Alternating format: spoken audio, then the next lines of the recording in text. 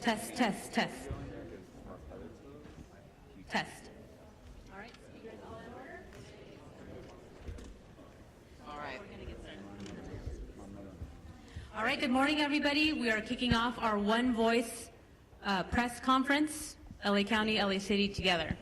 We have a short presentation today. We're aiming for conciseness. So we're going to start off with the LA County Director of the Office of Emergency Management, Kevin McGowan. Thank you, Helen.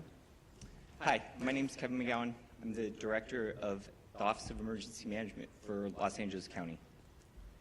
There is an extreme amount of frustration, anger, fear with regards to the erroneous messages that have been being sent out through the wireless emergency alert system across LA County.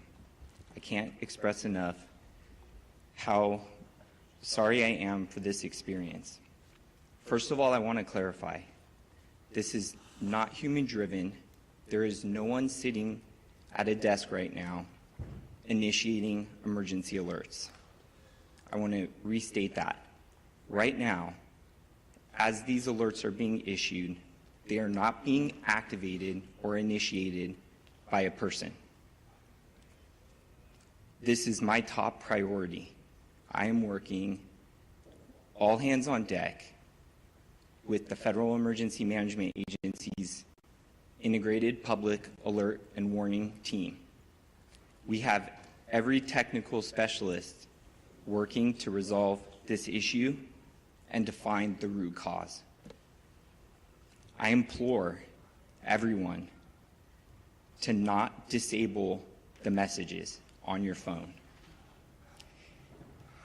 This is extremely frustrating, painful, and scary, but these alert tools have saved lives during this emergency. Not receiving an alert can be a consequence of life and death. As we continue to work on the root cause, I ask everyone that gets an alert to verify if they are in an evacuation warning or order to go to alertla.org, lacounty.gov/emergency, or dial 211 for assistance. The mapping is accurate on where evacuation warnings and orders exist. Again, this is my top priority. This is the top priority of my partners at the state and at FEMA with the Public Alert and Warning Tool to resolve this issue as quickly as possible and identify the root cause. Thank you. Thank you, Kevin. Good morning, everyone. I'm going to make this very short because we've got a full list of people that want to present today. You're going to hear information from our Insurance Commissioner, Ricardo Lara. Thank you for being here, about how residents can get connected to insurance support to recover and rebuild. And I was up in the Alpine area last night, and the common question was, how do I navigate the insurance process, and will I be able to get insured again? And so I felt it was important for us to hear from our Insurance Commissioner, who's been very engaged on this issue. And then I just want to say to everyone, you know, I've been out and I've heard from my residents, and I think we've all had someone impacted by this fire. I keep saying it, you are not alone. I talk to families that have lost everything, and they don't know where to go. And as the supervisor representing that district, but also as a chair, I speak for this board. We are here to support you, and we will be here for the long road to rebuild. So with that, I'd like to turn it over to Mayor Bass to say a few words. Thank you, Chair Barger. All of us here are working urgently and around the clock to confront this ongoing firestorm. And when we are on the front lines, when we're in the command posts, when we're in the Emergency Operations Center, we carry with us our friends and neighbors. That is what this fight is all about. It's about those friends, neighbors, and loved ones who have fled their homes, those who have lost their homes, those who have lost their lives. To all Angelenos, we are fighting hard for each of you. So here's our city update responding to this natural disaster. LAFD battled all night on the Palisades fire, the Hearst fire, the Kenneth fire, and airdrop efforts, thank goodness, continue. LAFD also responded to and extinguished fires in Pacoima, Hollywood, Studio City, and more. I do want to let everyone know that Griffith Park, including Runyon Canyon, will be closed through Sunday. Yesterday, President Biden pledged his full support for response efforts, including FEMA reimbursement 100% of our disaster response costs. FEMA also launched resources and support for Angelenos impacted by these fires. Visit disasterassistance.gov to apply. We have worked with the governor and Sheriff Luna to secure the National Guard, which will back up and free up our firefighters and police officers and play a key role in securing our evacuation zones to keep people safe and to protect against anyone thinking of taking advantage of this tragedy. People from across LA, the nation, and the world are asking how to help.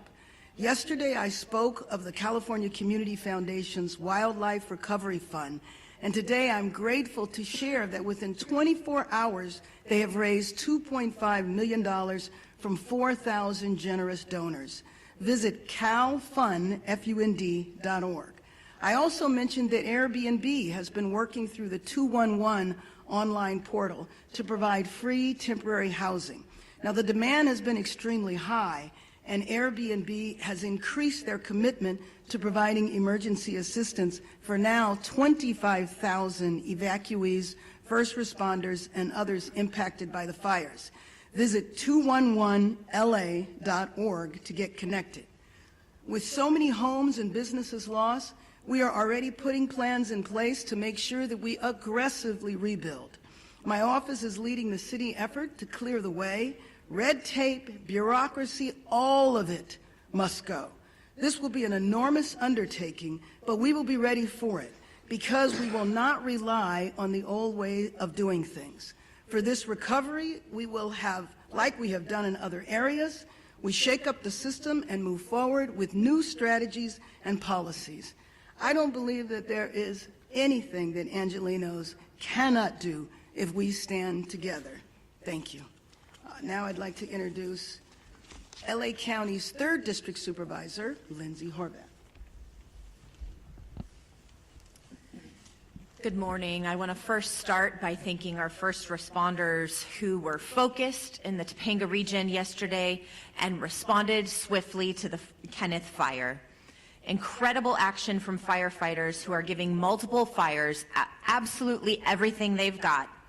Initial reports led our department to serious concerns, but we have the absolute best, most experienced teams leading our efforts, and even with the most challenging circumstances and terrain, they have been able to deliver. Next, I want to express my deep frustration with the alert system that is causing confusion and additional panic for our communities at this time of extreme crisis. Whatever the cause, it is unacceptable, and it is being addressed now by the county's Office of Emergency Management, as Director McGowan described. We'll be investigating what happened, how, and why at every level in our exhaustive after-action process to ensure it is corrected. There is a reason why we have redundancies in our communication system. Crises require them. Please sign up for alertla.org, visit emergency.lacounty.gov, and tune into local radio and TV. Our LA media partners have done an incredible job getting the word out, and it's why we hold these press briefings. In terms of overnight updates in the communities I represent, we had a small brush fire of under 5 acres in Pacoima that the fire department knocked out quickly, and we thank them for their bravery and their swift action.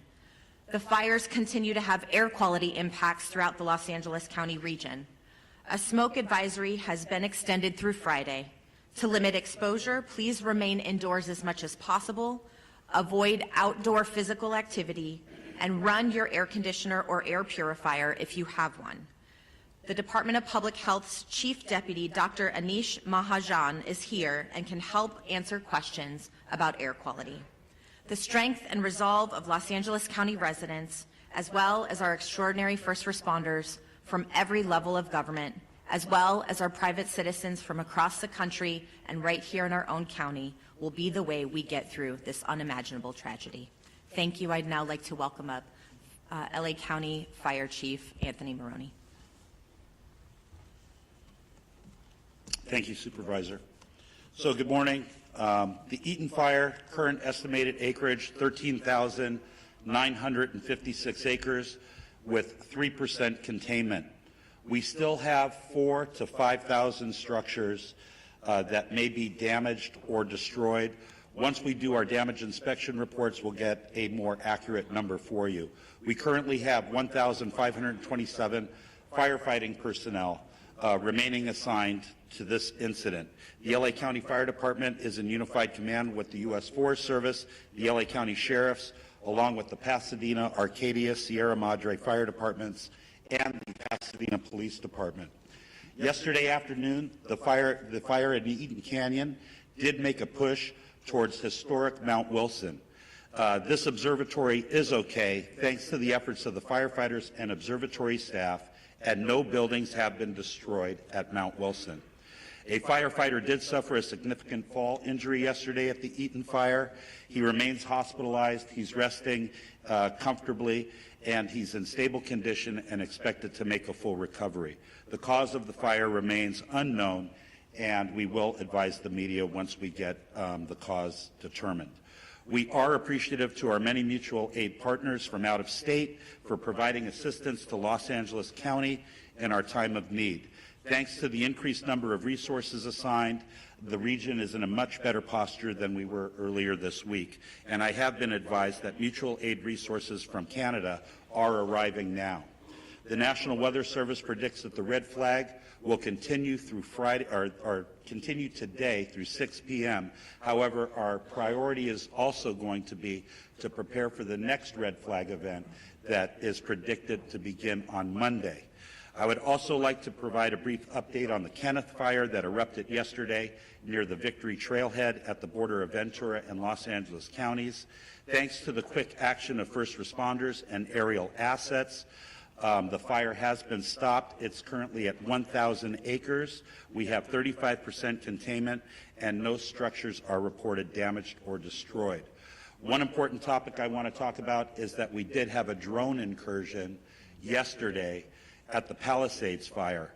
Unknown exactly what time this small drone hit the wing of our CL-415 Super Scooper aircraft that we currently have on contract from the province of Quebec. The pilots were unaware that they hit the drone. It wasn't until they landed at Van Nuys Airport that the maintenance staff noticed that there was a fist-sized hole in the leading edge of the wing inboard of the landing light. That Super Scooper will be prioritized for repair 24/7. It should be flying Monday. We only have 2 of them. Everyone should know, all of your viewers, flying a drone in the fire traffic area is not only dangerous, but it's illegal. We do have our federal partners behind the scenes are going to be implementing procedures to be able to follow drones in our 2 large fire areas, and they will be able to identify who the operator of that drone is. The most important thing to know is that if you fly a drone at one of these brush fires, all aerial operations will be shut down. And we certainly don't want to have that happen. Before I close, I would like to thank Supervisor Barger and Horvath for their unwavering support and leadership. I would also like to acknowledge the tireless efforts of first responders who continue to place themselves in harm's way to protect our residents and property. Thank you. I would now like to bring up Fire Chief Kristen Crowley of the Los Angeles City Fire Department. Thank you, Chief Maroney. So I'll just be providing a brief update of the overnight operations of our fires. So Palisades fires. This fire was currently tracked at 20,438 acres with 3,000 and 73 personnel assigned. Crews worked very, very hard overnight, strengthening our containment lines and addressing multiple spot fires in and around the Topanga Canyon area. Resources responded to the area included our air assets to aid in the containment efforts. Due to the favorable overnight weather conditions and the diligent, and I'll focus on the diligent work and effort and commitment of our first responders, we can report that the Palisades fire is now 8% contained. Wind gusts are expected to increase in daylight hours that will test our containment lines. Our firefighters will continue to respond to any flare-ups and increase our containment lines. Evacuation orders remain in place. The Hearst fire, due to more accurate mapping and acreage, has been updated to 771 acres with 37% containment. All evacuation orders and warnings have been lifted. The Kenneth fire, forward progress has been stopped with 35% containment at 1,000 acres. All evacuation orders and warnings within Los Angeles City have been lifted.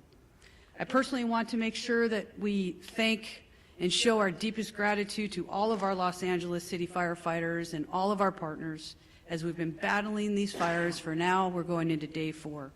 Thank you to LAPD for assisting us in keeping our communities safe. And lastly, thank you to all of the agencies who have come to aid during this time of help, and it absolutely does not go unnoticed. Thank you. Now, Sheriff Robert Luna. Thank you, Sheriff. Good morning to everybody. This morning we have well over 500 LA County deputies that are assisting continuous with evacuations, traffic control, security patrols, and other humanitarian efforts. They're out there. I hear people calling me. They see a lot of black and white police cars rolling with lights and siren. They're out there working. That's what they're doing. They've been actively patrolling evacuated areas and are increasing their presence to deter any burglary or looting activity that may occur. Just to summarize on evacuations for all the fires that we're dealing with, evacuations orders stand at approximately 153,000 residents that are under evacuation orders and approximately 57,830 structures at risk, and then evacuation warnings, approximately 166,800 residents under both warnings, or I'm sorry, those are just specifically for warnings. What I want to go to next, and we started talking about this last night, is curfew. A curfew order has been established for the Palisades and Eaton fire areas in all mandatory evacuation zones. That will be in effect. It was in effect last night, and it's going to be in effect tonight at 6.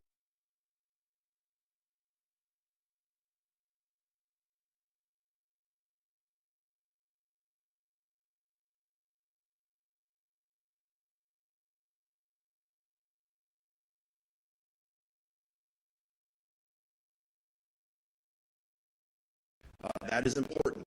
We're not doing this to inconvenience anybody. We're doing it to protect the structures, the houses that people have left because we ordered them to leave, and I want them to feel confident that we are doing everything we can to secure that. This curfew will be strictly enforced and is being taken to enhance public safety, protect property, and prevent any burglaries or looting in the area that the residents have evacuated. The only people that will be allowed in these areas are disaster workers, okay? I just want to make that clear because we have other people trying to get in there. And by the way, media partners who have legitimate media credentials, yes, you may enter those areas unless it's very, very unsafe and somebody tells you not to for that reason. Again, just specifically, anyone found in violation of this curfew will be subject to arrest for a misdemeanor offense under LA County Code Section 2.68320, and conviction may result in a fine up to $1,000 or jail time. And I'm telling you right now, I know people talk about no bail, and I've given direction that if somebody's caught doing this, they are not going to get cited and released. They're going to get booked. We are not screwing around with this. We don't want anyone taking advantage of our residents that have already been victimized. The National Guard deployment. As many of you are aware, we asked for the National Guard. I'm very thankful to Governor Newsom and the State Office of Emergency Services that fulfilled that request. As of last night, we've had National Guardsmen assisting us. They arrived last night and deployed to the Eaton Fire area, and we're assisting with road closures and critical infrastructure protection. As additional Guard personnel arrive, and they will be in the next 12 to 24 hours, the Sheriff's Department will strategically coordinate their deployment with other partners such as the Los Angeles Police Department, Pasadena Police Department, Santa Monica Police Department, Azusa, and Arcadia. Those are the requests we have now. That may grow. We'll adjust as time goes on.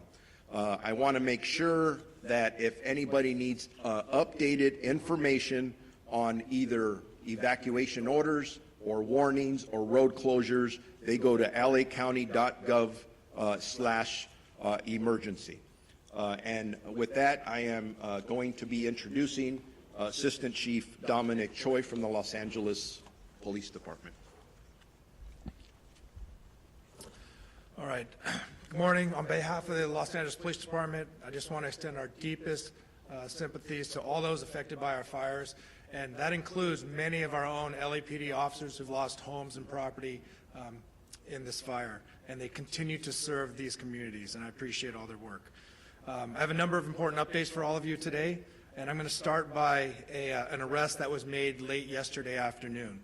So yesterday afternoon, the Kenneth Fire started at the border of West Hills and the city of Los Angeles and Ventura County.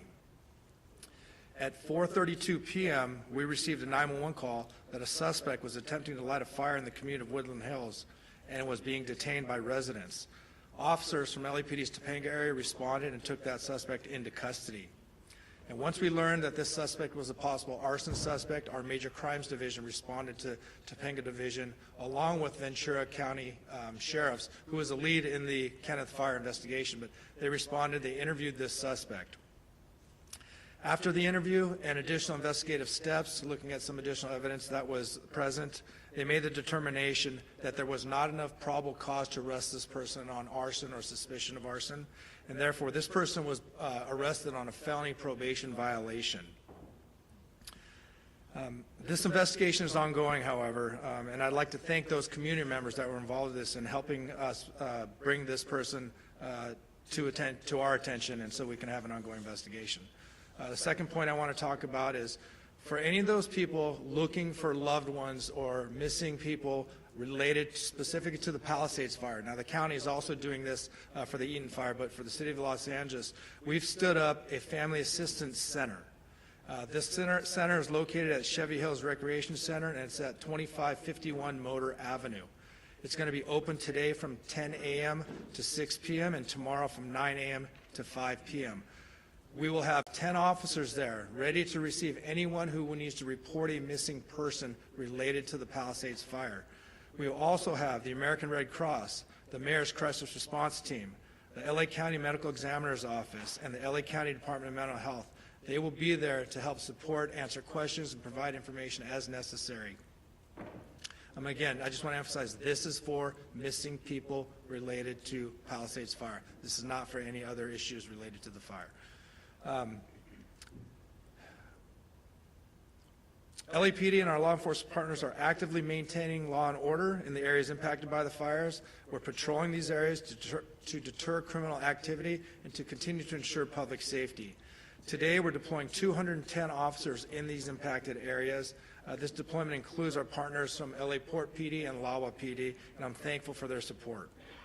Again, protecting our homes, businesses, and evacuated and vulnerable zones are our priority, and we will continue to ensure that no one takes advantage of these situations. You've heard this message before, but I'm going to say it again because it's so important and so critical. Looting has zero tolerance. Looting or exploiting in the disaster areas will not be tolerated. Anybody caught looting or committing crimes in the affected areas will be arrested and prosecuted to the fullest extent of the law. We'll remain vigilant and patrol these areas and ensure that we can mitigate any activity like this. And again, if you haven't already done so, you will start seeing in the city of Los Angeles the National Guard being deployed at the Palisades fire. Their role is going to be traffic control, managing roadways to ensure access to affected areas is restricted to authorized personnel only. They're going to be manning critical infrastructure security, as well as doing checkpoints and verifying credentials for those for ingress and egress. And lastly, these measures controlling access, they are necessary. I just want the communities to know they are necessary for public safety and for proper community recovery. They are inconvenience, but it's something that we have to do. Residents are encouraged to call 911 if they see any suspicious activity. Law enforcement, National Guard, and other first responders are here to support this community and ensure their safety in a difficult time. Our commitment remains steadfast to restoring safety and normalcy as quickly as possible. Your cooperation and resilience from the community are greatly appreciated. Thank you. And at this time, I'd like to introduce Los Angeles County District Attorney Nathan Hochman. Thank you and good morning. The District Attorney's Office will be considering up to now 5 different types of cases that will eventually be presented from law enforcement. Let's start with arson. If it is determined that there is a man-made and intentional setting of any of the fires involved in this situation, the people who committed this arson will be arrested, they will be prosecuted, and they will be punished to the full extent of the law. Right now, obviously, law enforcement and the firefighters are focused on containing these properties, saving lives, saving homes. But eventually we will get to the causes of those fires, and in that part the DA's office will be working with law enforcement to go after anyone who is guilty of the crime of arson. Second types of crimes. If people are going to violate this curfew restriction and they get arrested, they will be prosecuted. Let me back up what the sheriff has said.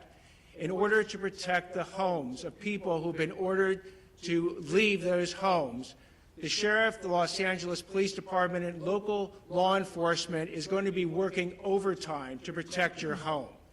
In that way, if you violate the curfew, you will be arrested and then you will be prosecuted by the district attorney's office. Third issue, looting. Looting is a despicable crime. For the people who've already been arrested, please know that this is not going to end well. You will be punished to the full extent of the law, and I'm sending this warning message out again. If you want to go ahead and take advantage of people who have tragically suffered enormous losses in this county, the district attorney's office, working with law enforcement, will make sure you are arrested, you are prosecuted, and you are maximally punished. Drones. If you're thinking that it's fun to send a drone up in the area for your own amusement, or you want to get information that nobody else can get, and you do it in one of these areas for which drones are not permitted, I'll repeat one more time. You will be arrested, you will be prosecuted, and you will be punished to the full extent of the law. And the last type of crime that we'll be looking at are scams, and we're already seeing them. We're seeing people being targeted in GoFundMe scams by people who are trying to entice people to give money to people who have suffered when the people who are arranging this GoFundMe page are nothing but scammers. You must be aware of who you are being approached by and who you actually can go ahead and give your money to if you want to help them. We're going to see that eventually with insurance scams. We'll see it with government benefit scams, and yes, they're going to target the people who have been tragically affected, and you cannot allow them to do it. I would suggest that if you want internet resources and who to give money to, go to recovery.lacounty.gov. It has a whole list of organizations that you can, if you want to, contribute to, and it does it in both English and Spanish. Also, you can go to the LAFD.gov's website as well. But my message to the public is beware. These scammers look at this as an opportunity Do not let them take advantage of you. And one more message to the scammers: you will be arrested, you will be prosecuted, and you will be punished to the maximum extent possible. I'd like now to introduce California Insurance Commissioner Ricardo Lara. Thank you. Before I begin, I want to publicly thank the insurance commissioners from across the nation and the international insurance supervisors who have offered assistance and support during this difficult time. My heart goes out to my fellow Angelinos and to the firefighters currently battling these blazes. Let me be clear, my top priority is to protect all affected people during this crisis and assist in their insurance recovery. My primary concern at this very moment is to ensure that wildfire survivors receive the insurance benefits to which they are entitled to as soon as possible. I understand that this may be new and the extent of the calamity here in Southern California, and compounded by the insurance and financial stresses that these wildfires have caused. However, at the Department of Insurance, we have been confronting wildfires and other natural disasters throughout our entire state for a very long time, making us, unfortunately, response experts. Now is the time for you to focus on your family and on your health. The last thing you should be worrying about is your insurance. Here's what I've done to protect our wildfire victims to date. I am using my moratorium power to stop all non-renewals and cancellations. Last night, I issued a bulletin to protect homeowners affected by the Palisades and Eaton fires from non-renewals and cancellations by your insurance companies for 1 year, under a moratorium law that I wrote while I was serving in the state Senate. This covers you even if your home wasn't destroyed or damaged in the wildfire. You can visit insurance.ca.gov to look up your zip code if you are near these wildfires and obtain that protection.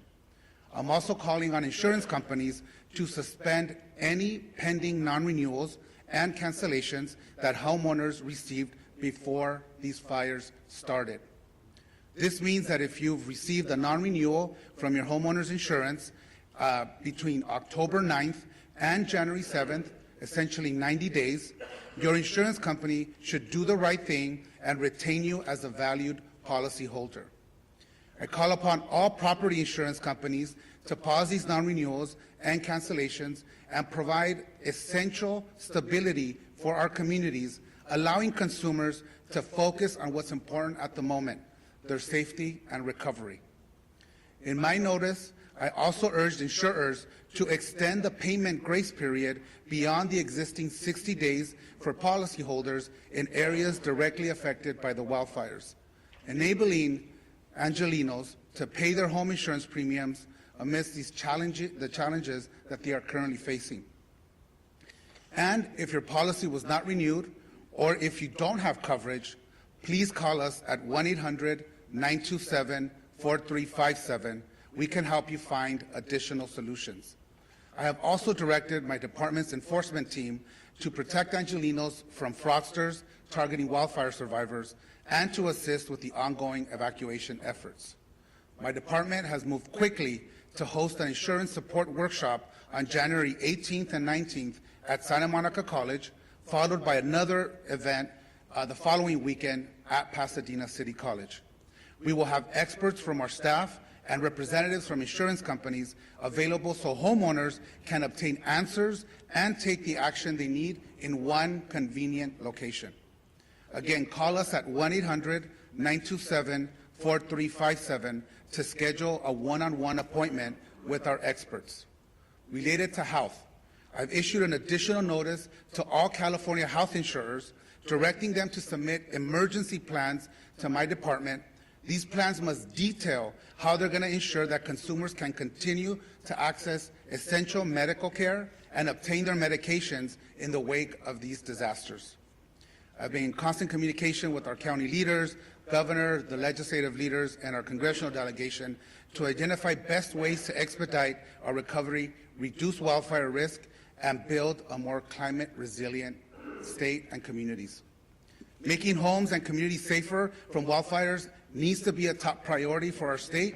Looking forward, I'm going to ask the governor and the state legislature to support my proposal to provide consumers with home hardening grants. We need to put money in people's hands. This measure is critical to protecting homes and improving long-term resilience against wildfire risk. We are also going to be introducing legislation to include businesses in our moratorium law. Businesses are an important consumer of insurance and the financial backbone of many communities, and they also need this vital protection.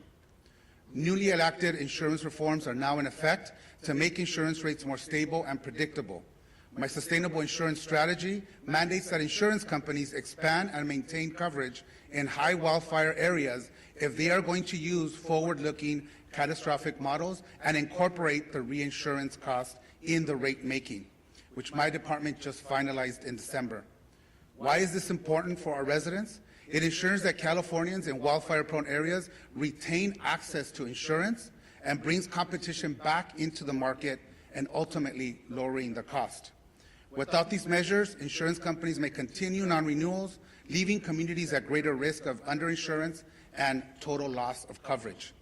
Even with these devastating wildfires, I want to be clear, I am confident that these reforms will keep us on track to modernizing our insurance market, encourage insurers to return and expand in California, and protect the solvency of our market.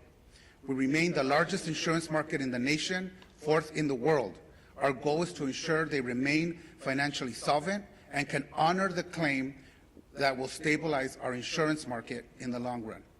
Now, let me just quickly address issues surrounding the insurer of last resort, which we call the FAIR Plan. It has become clear that reforms are necessary as the coverage maximums have not changed in 30 years. I recognize that for some Californians, the coverage limits, even the ones that we've already implemented, are still very low. Under my strategy, we have also ensured the creation of a stronger, more sustainable FAIR Plan with the long-term financial strategy to withstand the challenging fires we are experiencing today. Let me be clear, once the fires are brought under control, we will get data directly from the insurance industry and the FAIR Plan about claims filed, as we have on all the other fires that may or may not happen.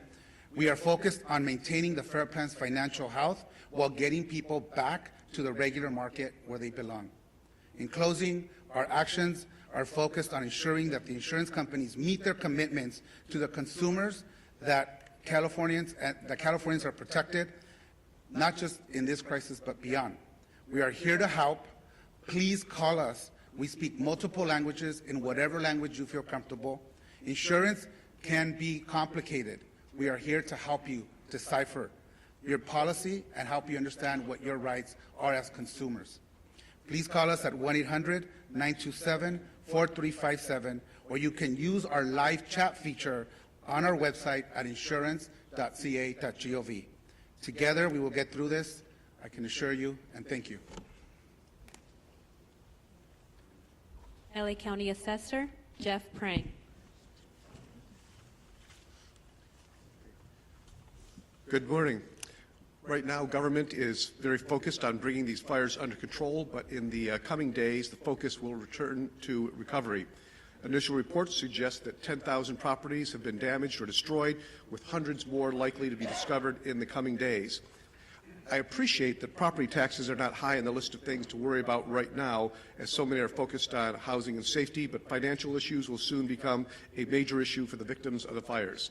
Under California law, if your property, your home or your business has been damaged or destroyed, you may qualify for property tax relief under the Misfortune and Calamity Program.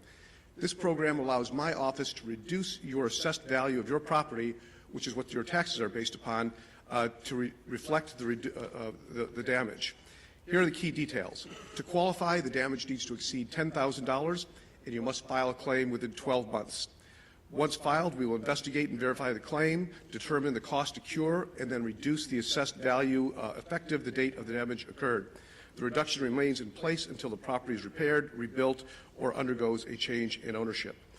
It does seem clear that we may need legislative help to ensure maximum benefits to victims, and I'm glad some legislators are here today. We look forward to talking to them about making some of those fixes. The filing of this claim also facilitates coordination with the Treasurer Tax Collector's Office, allowing taxpayers who pay property taxes directly, that is not through an impound account with their mortgage lender, to defer their current year property taxes without incurring penalties or interest. We are working closely with our county partners to identify impacted properties and will assist homeowners and businesses through every step of this process. For all claims, we aim to do that, process them as quickly as possible. Once the tax roll is updated, the auditor controller will recalculate the taxes. If you're due a refund, it will be issued, or if taxes remain owed, an adjusted bill with new due dates will be sent. My staff, who's here, has handouts with a lot of the information, these programs detailed. I did want to also emphasize that you should not pay anybody to access these services. My office provides them all for free, and we can be reached at assessor.lacounty.gov or at 213-974-3211. Thank you. Thank you. U.S. Fire Administrator Dr. Lori Moore Merrill. Good morning. Thank you. FEMA and the U.S. Fire Administration remains on the ground to support the response and recovery efforts here for these fires. And I just want to have a reminder, as the mayor said, President Biden, through a major disaster declaration, has committed to cover cost associated with these fires at 100% for 180 days. For those who are affected and individual assistance, you can go to disasterassistance.gov, or if you prefer, to call someone, speak to someone directly. It is 1-800-621-3362. Our hearts remain with those who are affected, and certainly with the firefighters who continue the fight on the front lines. Helen, I'll turn it back to you. Thank you very much. Closing remarks by Sheriff Barker. Thank you. In closing, I just have to say that this is called One Voice, and it's One Voice because while it's focused on unincorporated Altadena and I know Palisades and Pasadena, we're working with our state and our federal partners to ensure that we are providing all the resources necessary. So I want to acknowledge people that are here today. Supervisor Holly Mitchell, our colleague who's here to support us, Pasadena Mayor Victor Gordo, Santa Monica Mayor Lana Negrete, Assembly Member Jess Gabriel, and Assembly Member Jessica Caloza, who are here. Did I miss anybody? I think that's... So again, I want to thank you all, and with that, we're going to take maybe one question because I know we've got to run out to Altadena, but go ahead. Okay, why don't we go? Can we just, Supervisor, I'm so sorry, we'll just get a couple over here. Just 2 or 3. We'll do, by the way, we will do one-on-one interviews afterwards, okay? I will help you get the information you need. Go ahead. Thank you. My question is for Mayor Bass. Jonathan Bigliotti with CBS News. Yesterday, you asked for the public's patience as you assess the response. As you well know, then millions of people receive false alarms. It's been acknowledged here in this room that many may now be deactivating their alerts on their phones. I have heard from many people who are ignoring them altogether. We have red flag warnings still in effect. They will resume again next week. There is no rain in the forecast. What are you doing at this point to earn back people's trust and to make sure these mistakes don't happen again? Well, first of all, I think that was addressed at the beginning of the press conference by Kevin McGowan. I would like that from you. I don't, you're the top official here. So let me just be clear. I am going to spend every moment that I can making sure that I am in as many areas as possible, meeting and talking to residents to see what is needed in the recovery.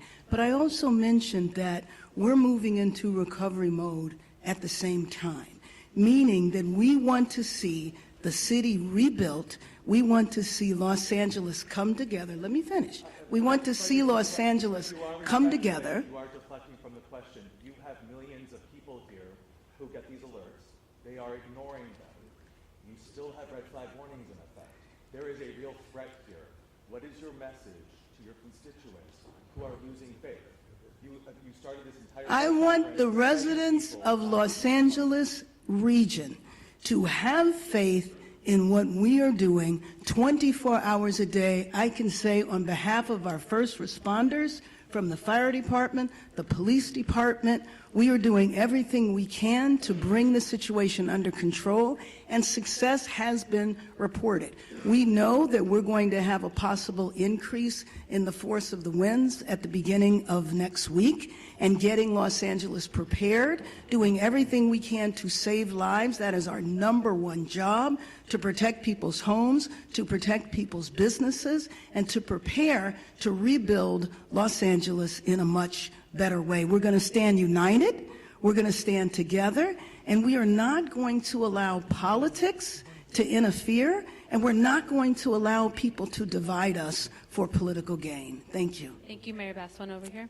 Bob DeCastro from Good Day LA, Fox 11. Just to follow up on that, because even after yesterday that errant message was sent out to Los Angeles County, some 10 million people, overnight, people were still receiving many messages, and we were even fielding calls from our own newsroom from people as far as San Bernardino that were receiving calls. You have no idea why people are getting these alerts and being startled in the middle of the night when they're already on edge in the Inland Empire. Why has that happened? You have no idea. And you also ask that people verify and get onto a website. Not everybody has the ability to jump on a website when they're panicked to try and figure out whether or not this is an actual alert. Thank you, and I appreciate the thoughts you're sharing and the question. I would take a second to explain how the alert system works. There's an interface, and you activate that interface with what type of an alert you're going to send, an evacuation order, an evacuation warning, and you identify a geographical area. After you initiate that message package is sent into what is the Integrated Public and Alert Warning System aggregator. That then transitions, I'll call it for lack of better terms, into a cloud that connects with all of our cell service providers. The root cause analysis is trying to establish where along that sequence there is an error going on. And in addition to that, it is important to understand that the cellular phone towers have different reach in how they're activating the message to the cell phone. And so it's a common phenomenon that there's a term called bleed over, where a cell phone that may be in a different jurisdiction or a different area is receiving that message from a cellular tower that may be geographically in a different space. So right now our number one priority is to establish how we can work with our, well, in coordination with our federal and state partners, how we can stop the messages that are going out right now that are not being initiated by a human action, to stop that, and then understand how that occurred, so that the tool can still be used for what was identified as like a critical fire weather that we're still in experiencing and will continue to experience. Can I just follow up on that? The bottom line is we are going to drill down, because I too got the alert. I got 2 alerts, and then I got an alert telling me to disregard the alerts. And, you know, as someone who has communities that are on edge, that are lined up, and I'm sure Mayor Gordo has the same situation going on as well, they're on pins and needles thinking that they're next. So we're drilling down right now, and the way it's described to me is there are towers that are now powering up, and it's up in this cloud. It's kind of like when you send an email and it goes into draft, and then once you hit internet, it gets sent. Similar, but my question is, why can't we turn it off? And the answers we're getting are not satisfying. I'm not making any excuses. It's unacceptable, and it is frustrating because we are asking people to trust us, to believe us when we say evacuate. So if we're going to tell them to evacuate, we better make darn sure we're targeting the right people. So don't think we're taking this lightly. I'm not. And I know that my residents aren't. So I hear you loud and clear. The frustration you're hearing from me is based on the frustration I'm hearing as well from my constituents who are asking, when we get it, is it going to be legitimate? Should we listen, or should we ignore, or disable altogether? So, Chair Barber, the verification, so people are just supposed to go on this website, find this website to figure out if it's real? I think that's absolutely ridiculous, and I told Kevin McGowan that. To tell people to go on a website when they may not have access to an internet is absolutely absurd, and that is, quite frankly, not something that I am recommending. Obviously, for those that want to find out where the evacuation centers are, or the evacuation locations are, they can go on there, and it is an accurate map. But I'm not going to tell people, if you get the alert, go on and check. I think that we need to fix this problem so that, in fact, when an alert goes out, it is a legitimate alert that people can listen to. So I hear you. I hear that criticism. I personally, when I heard it, didn't feel that I was going to tell people, well, if you get it, just go on a website. They can, but that's not going to satisfy the frustration that people have. So I just want to make it clear to you. Thank you, Chair Barger. We are at time. We're over time. Thank you. We will do one-on-ones. If you need assistance, please come see me or a member of the team. Thank you, speakers, again. Thank you all for attending.